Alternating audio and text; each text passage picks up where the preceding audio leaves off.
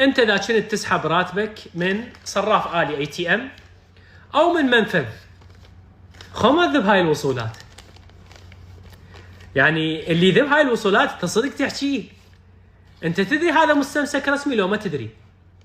تدري استاذ هذا من تسحبه انت من الصراف الآلي، هذا برقم حسابك، يعني من خلاله يوصلوا لك، وهذا باسمك الثلاثي. يعني مثلا انت ذبيتهن، اجى واحد اخذ هاي الوصولات مثلا وذبهن في اي مكان، بيه مشكله، بيه سرقه، بيه اي شيء، من خلال هذا الرقم يوصلوا لك انت وتبتلي وسالفه لا على البال ولا على الخاطر. يعني شو لك بهالاطلابه هاي؟ انت هذا الATM يقول لك تريد وصل لو ما تريد، نعم او لا، ما تريد لا تسحبه، واذا ردت اخذه شققه يا اخي وذبه بالزباله.